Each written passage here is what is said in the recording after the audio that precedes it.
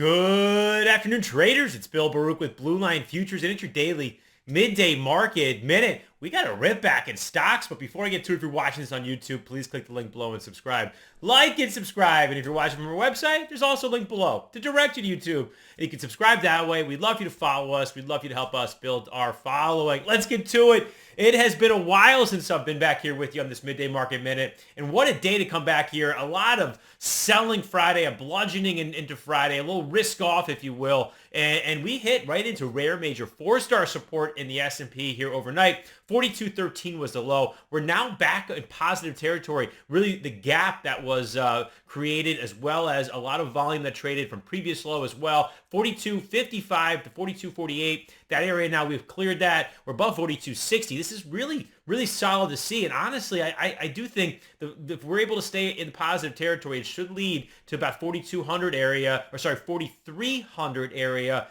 in the market.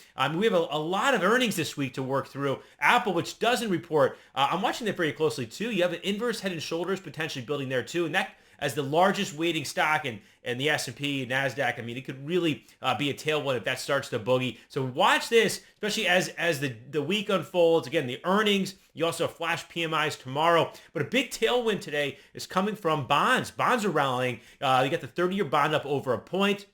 And for the Blue Creek CTA that I am looking at and have been buying some call spreads, I'm looking at different structures to add to that. If you like some ideas here in the bonds, contact our trade desk. We'd love to talk to you about some of the ideas we can put on the bonds, managed defined risk call spreads, some things there. So something to think about. But Bill Ackman, who was notoriously short the bonds from August, did say this morning he got out, and that has been encouraging for the bond market, as well as you're seeing crude down a bit too, and that should help deflate yields, if you will. So we're seeing really a risk-on environment right now that's very supportive.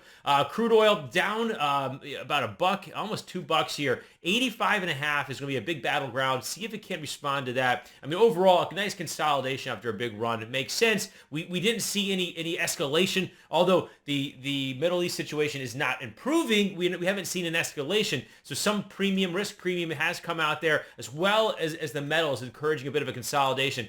Gold ran up to 2009, 2012 on Friday. That is rare major four-star resistance. It opened lower last night. 1971 gives you a line in the sand. You don't want to see gold get below 1971. But gold and silver consolidating really well here. They can hold here. I think they could build for another move back above 2,000. Again, flash PMIs tomorrow.